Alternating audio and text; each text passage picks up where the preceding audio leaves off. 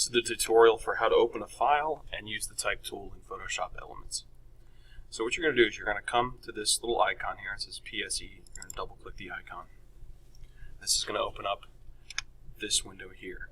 Then what you're going to do is you're going to come here and you're going to hit Edit. Do not hit Create, hit Edit.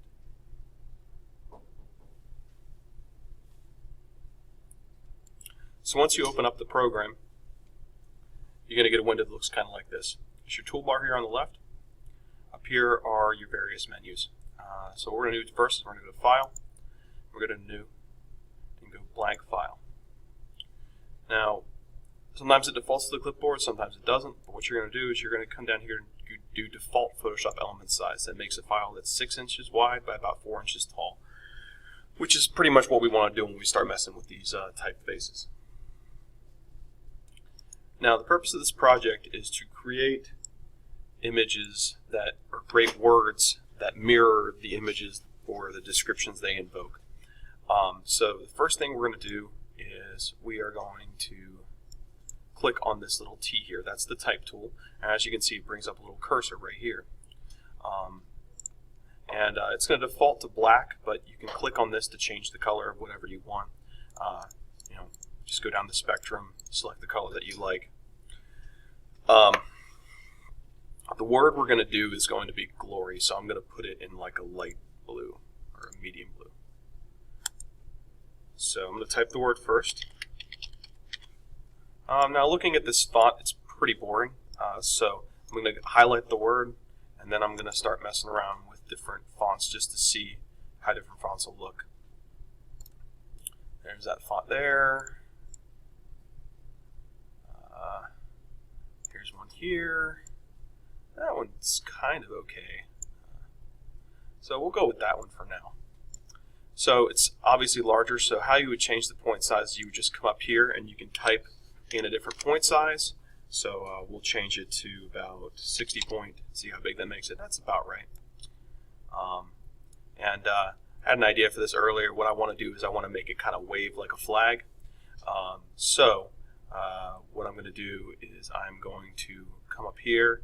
I'm going to use this tool here, and I can actually make it bend however I want. Now the cool thing is you can use this slider to change how much distortion you get, how much you want it to bend, what have you.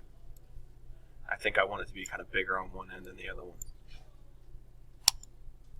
Okay, so this is now what's known as my type layer. I want to leave it alone, which means that what I'm going to do when I start manipulating things is I'm going to come up to here to this little thing here. This is the layers menu over here. I'm going to just hit create a new layer. And this new layer is transparent right now. That's why it's got these little gray and white boxes to say it's the transparent layer. Anytime I need to make a selection or whatever, I'm just going to come back down to this glory layer here.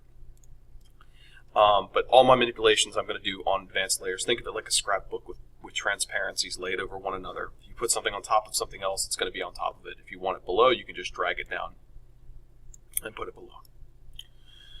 So the first idea that I had was kind of like a semi-transparent flag kind of behind the word glory. So I'm going to go ahead and put that in there. And I'm just going to go over here, pull up my browser, and then what I'm going to do is I'm going to Google search American flag.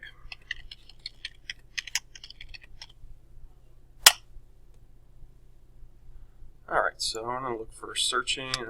I want one that's going to be kind of wavy. This one actually looks pretty cool. It's got a kind of a background already on it, so I want to try and find one that's like a little bit more isolated. Not something like this is a little bit too simplistic and kind of cut out. Let's do this one here. So that might be a little bit too straight. I'll do this one. So what I'm going to do is I'm just going to click on the image, and it looks like it brings up a few other ones that might potentially work. This one looks really nice. So what I'm going to do is I'm going to right click and I'm going to copy image.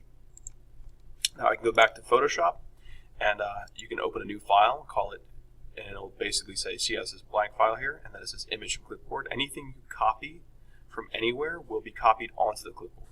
So it'll automatically bring it in here on a new file, which is what we want. Now there's a couple of ways you can select this image, because I want the flag isolated, I don't want the pole, I don't want these bits here. So what I'm going to do is I'm going to use this quick selection tool.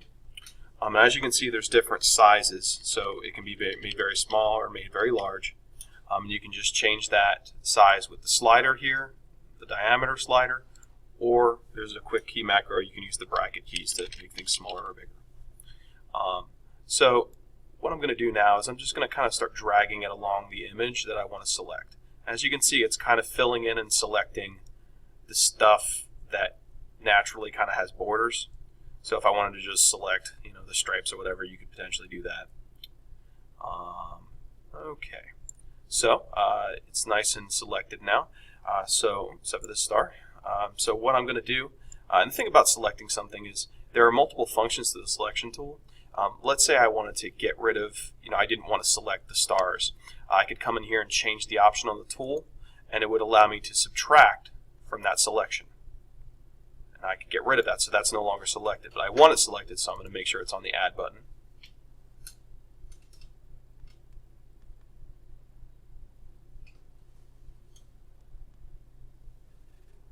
So now I've got that nice and selected, and this spot I don't want. So once again, I'm going to swap it, get rid of that little part there.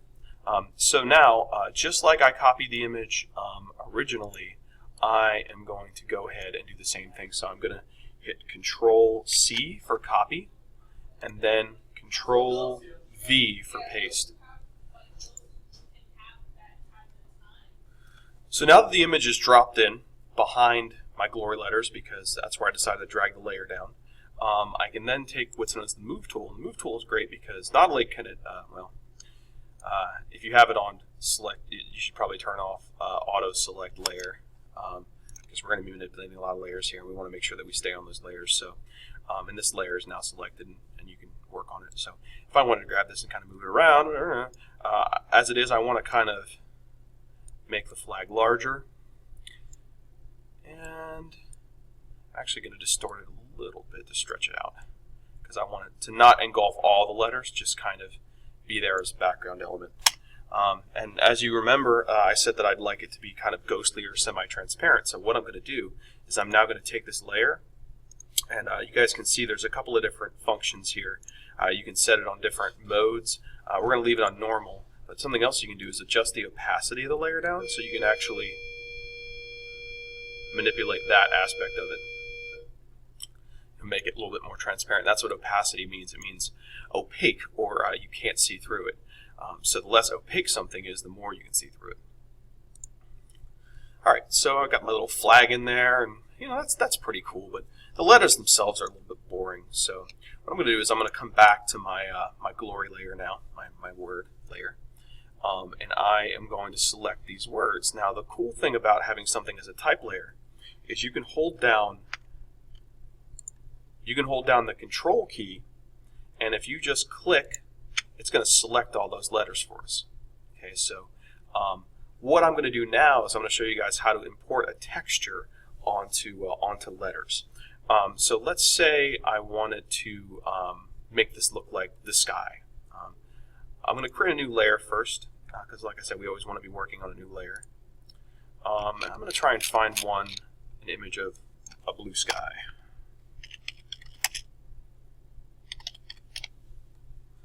Okay, these look pretty nice. I kind of like this one here. So once again, I'm going to right click and copy image, and then I'm going to bring it back, and I'm going to go to a new folder, new file, new image from clipboard, boom, paste. So it's its own new file now. And I'm just going to copy everything. So I'm going to use my selection tool. This is the rectangular marquee tool. I can select large areas. So I want to Control-C again to copy. And I'm going to deselect these letters real quick just because I don't need them selected just now. So you can Control-D will deselect. It's also in the selection menu. The thing about Photoshop is there's multiple ways to do everything. So once again, I'm on this layer, so I'm going to go ahead and paste in my sky. Now, obviously, that covered up everything now. So I want to make it smaller and kind of make it encompass the letters because I want to get this sky texture inside the letters. Now, the way we do that's a little bit complicated. Okay, so the first thing we're going to do is we're going to put this, to make it cover up the letters. And then what I'm going to do is I'm going to hide it. And then once again, I'm going to control click so I can select everything on that layer. And then I'm going to use my selection tool and inverse my selection. So now everything is selected but what's in the letters. So if I go back to my cloud layer and re-show it again, if I just hit the delete key, it should get rid of everything but what's inside the words. And there we have it. And so now I'm going to deselect and see how it looks. Now, it looks pretty good, but once again, the letters they need a little bit something. So I'm going to throw a little stroke around the letters to make them pop a little bit more. So once again, going back to the glory layer, holding down the control key, clicking the little T there. Now they're selected again. Now I'm going to go up to layer 2 and I'm going to create a new layer in case I don't like this little stroke I'm putting around it. I'm actually going to put a dark red stroke because America. And so how you do that is you edit, stroke, and I want to put it outside. 6 pixels is a good place to start, though. I'm actually going to start at 10. That's the width. And then you hit OK. Boom. Oh man, that makes it pop really nicely, doesn't it? Deselect that.